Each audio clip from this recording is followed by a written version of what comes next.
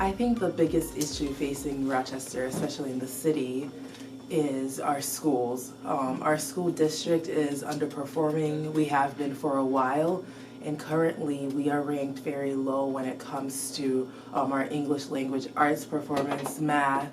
We are in receivership at a high rate, and overall we are suspending students very quickly, especially when it comes to Black and minority students. The racial disparity in school suspensions in our district is directly tied to dropout rates and the school to prison pipeline.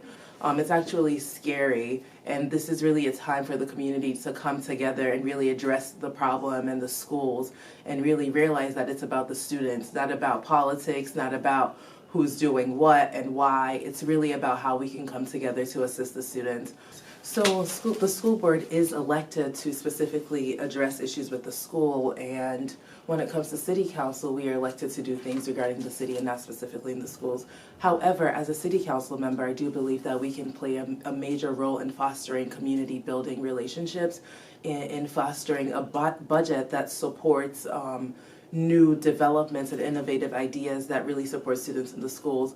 For example, if you look at East High School and how significantly they were able to turn around, I think we can implement those things in different schools, but it comes with having access to a budget that allows for social workers, mental health professionals into the schools. So I think in City Council's role, the main things we can do is support the infrastructure that is needed to really implement success within the school district, while also fostering community relationships and getting parents involved and creating campaigns that involve awareness and making parent involvement accessible.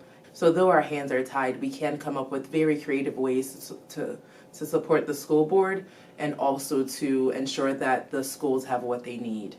My district covers the downtown area, and that includes very wealthy people and people who are below the average median income rate. So I think the biggest issue facing my district is the massive development that's not taking into account the experiences of people who have generationally lived in the city, people who are being driven out because of rent increases, people who are being strategically driven out. So I live downtown, right around East and Alexander, and within the time I've lived there for about 3 years, and my rent has gone up from the time I moved into my apartment till now. I've seen the demographics of my building significantly change from mixed race, people with low income, to now mostly college students, mostly like middle class. We're seeing the demographics change, and I think this is a result of a lot of the developments around the area, and it's now causing people to be displaced. So I think we need to strategically address developments. We all want new things, we all want nice things,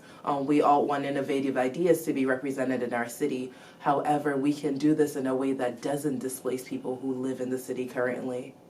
My work in mental health counseling and community building, it really allows me to understand the importance of everyone's voice and creating space and creating a seat for everyone at the table. I do think when it comes to development, it's such a touchy topic because some people really want to invest a lot of money in the city. So I think having multiple people be involved in a strategic plan for development is important.